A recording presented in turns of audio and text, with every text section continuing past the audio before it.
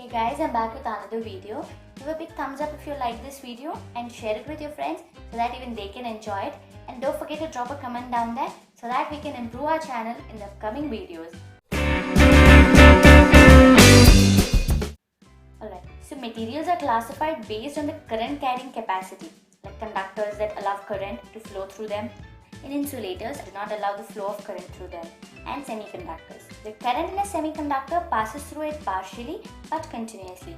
Well, the word semiconductor was first used by Alessandro Volta in the year 1782, but Michael Faraday in the year 1833 produced a documented observation of semiconductor effect. He noticed that the resistance of silver sulfide decreased with temperature. Let me tell you how it works, but before that, let's know about the energy bands. The conduction band and the valence band are the two types of energy bands. The material conducts only when the electrons in the valence band jump to the conduction band. But there is some gap between these two bands and semiconductors, called the forbidden energy gap or simply the forbidden gap. A conductor conducts current because of zero forbidden gap. An insulator does not conduct current because of forbidden gap that is greater than 5 electrons. And now coming to the semiconductor, the forbidden gap is less than 3 electrons. So when we increase the temperature, the electrons in the valence band gain energy and jump to the conduction band, conducting current. This may give rise to a question, why don't we heat up insulators and make them conduct? Actually, we can do that. The temperature required by the insulator is so high that the materials break before it reaches the required temperature. So a semiconductor is suitable for this. Silicon and germanium are good examples of semiconductor. Now let's consider a silicon atom. A silicon atom has 4 electrons in its outermost shell, but it requires 4 more electrons to complete an octet, for which the silicon atom shares its electron with neighboring atom, forming a covalent bond. To know more about covalent bonds, please do watch our previous video. Semiconductor is a classification of material as we have seen before, but this semiconductor is again classified to intrinsic and extrinsic semiconductor. Alright, first let's see what is an intrinsic semiconductor. Pure semiconductor without any impurities is called an intrinsic semiconductor. At absolute zero temperature, the electrons are held in the covalent bond and hence the intrinsic semiconductor acts as a good insulator.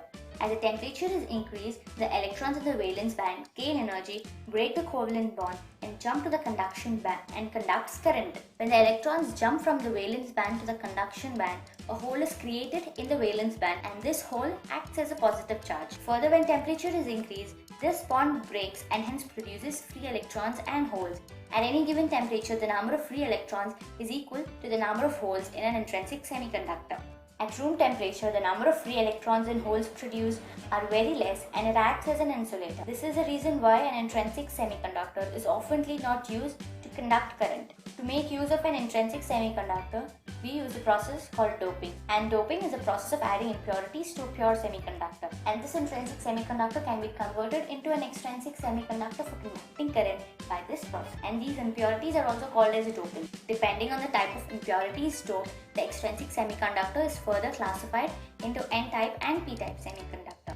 An N-type semiconductor is doped with a pentavalent atom like phosphorus, antimony, arsenic, etc.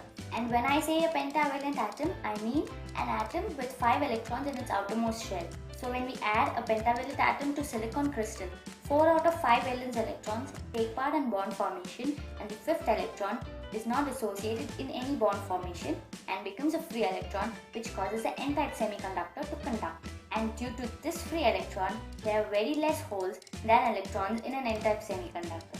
Therefore, in any N-type semiconductor, electrons are the majority charge carriers and holes are the minority. Alright, so now we know what is an N-type semiconductor. Moving to the P-type semiconductor, we can say that this P-type semiconductor is a complete inverse of the N-type semiconductor, which is formed by doping a trivalent atom like boron, indium or gallium to a silicon crystal as usual.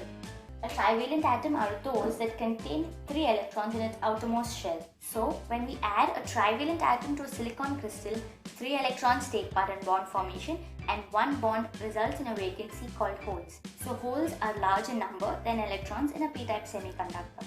Holes are the majority charge carriers and free electrons are the minority charge carriers.